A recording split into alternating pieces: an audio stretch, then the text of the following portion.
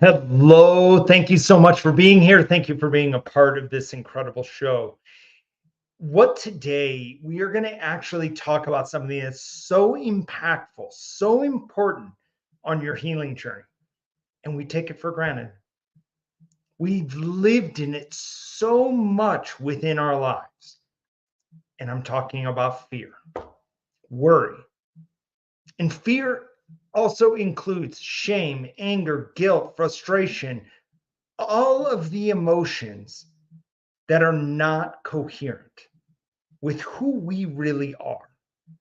So, those incoherent emotions that we are feeling and that fear is actually leading us to a space of stress. And as we know, and as medical science knows today, stress is actually more damaging to our bodies than smoking cigarettes.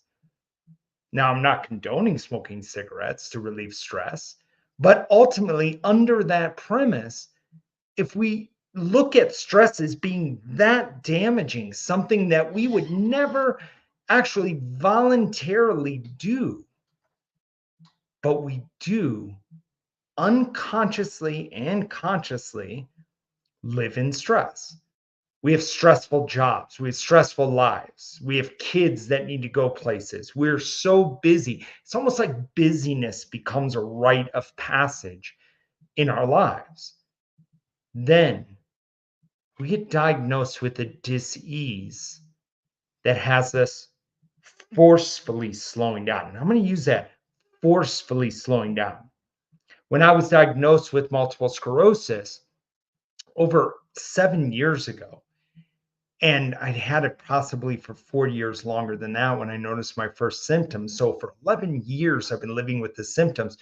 But as it progressed and I wasn't aware of it, I grabbed a hold of like what I had to do. And I've got to be this, and I've got to show up this way, and I've got to help, and I've got to do all this stuff.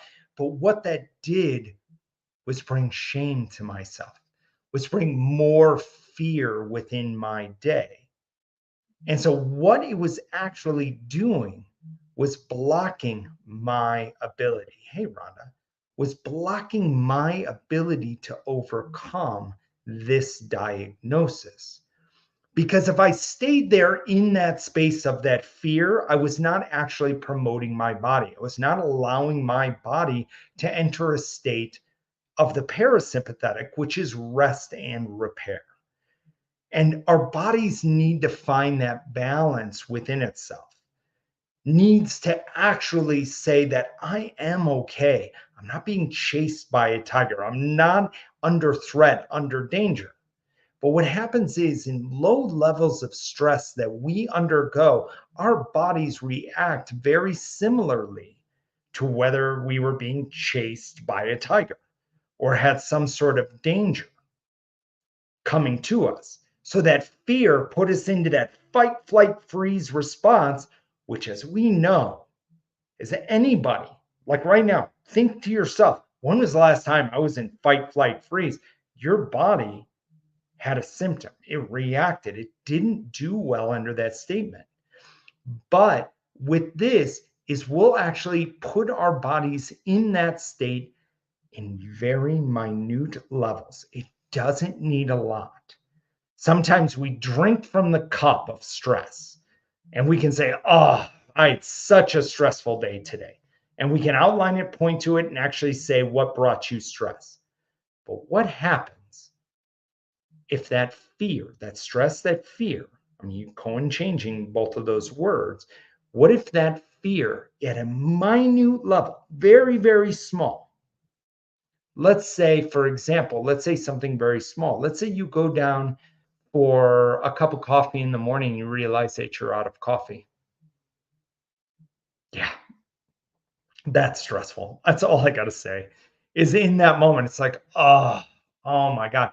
But you know, your body is reacting the same way as if you had a high level of stress, like I was talking about a minute ago. So, what happens so often with dis-ease is that we block our body's ability to begin recovering by adopting a life of stress. Like I said earlier, We almost look at stress as a rite of passage. Oh, I was really busy all day. I was really stressed out. I had all of this. Give me my award. Do I get a medal for getting through all this today? No.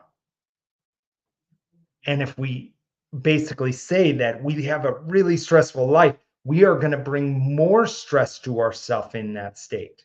Now, consciously in this moment right now, you could be like, Matt, you are absolutely crazy. I didn't sign up for this stress, but I'm going to second guess you in that. We do. We sign up for the stress because we declare it and we put it out there. And so we start attracting more stressful events within our lives. If you don't believe me, I want to encourage you to try finding joy. Do things that bring you joy. You don't need a lot, just like you don't need a lot of stress. You just need a little bit of joy and see if that brings more joy. Just experiment with it. See if it changes. See if by noticing the stress and calling it out and by feeling it, you actually transmute it. Because those are some powerful steps that we can do to unblock our body's ability to heal. You innately, as a human being on this planet, have the ability to heal your body. But what happens is we go to our doctor and our doctor says, nope, there's no cure. Nope, there's nothing you can do. What does that do? That leads us into a straight state of stress and loss and fear and worry and all of those states. And then we perpetuate as we feel those compound upon each other, and we start dictating what we don't want to see. And we get frustrated and stressful when it shows up in our lives. So we have a powerful opportunity to recognize it and see it for what it is. It's just stress. It's stress in that moment. It's kind of like if we were smoking cigarettes all the time, the way to stop smoking cigarettes is to throw the cigarettes away, is no longer smoke the cigarettes. Now, easier said than done. Just like in removing stress, we become addicted to it. We become addicted to a busy lifestyle. But think of it, that busy lifestyle, that stress, is just a block on your healing journey. It's like putting like a tree falling in the road that you cannot get around. You would have to get, if you want to continue down that road, you'd have to get out of your car and remove the tree off the road. Also, it helps if you have other people that are going to help you remove that tree off the road. If you had tools, if you took a step. And so what happens is yes, we have to take a step towards removing stress from our life. We in our words cannot say, oh, I want to live a stress-free life, which is powerful. You're setting a powerful declaration out there, but it doesn't happen with the snap of a finger. It takes time to remove this. But by being aware of the stress or the tree in the road, that helps you to take the first step towards removing it. Then, as we walk down this journey of being aware of it, feeling the stress for what it is, and recognizing this stress is not you, it's just a symptom. It's just showing up. It's a symptom of your life, it's a symptom of some experience. So then we can start taking small steps to removing it. We change our mindset, our beliefs about ourselves, which then will grow and perpetuate into a knowing deep within you as you step into this space. But this moment right here, so then as you're looking at this, as you're watching this video, if you see this as this is stress, this is what I don't want, that's the first step. I got to be aware of where the block is in my way. Because then if I'm aware of it consciously, I'll start to make a different choice. Consciously, remember, consciously, you are love. You are grace. You are compassion. You are this love. You already are all the love that could ever be within your life. So, in this moment, right now, your first step is to become aware. Become aware of the block in your way. Become aware of what you don't want.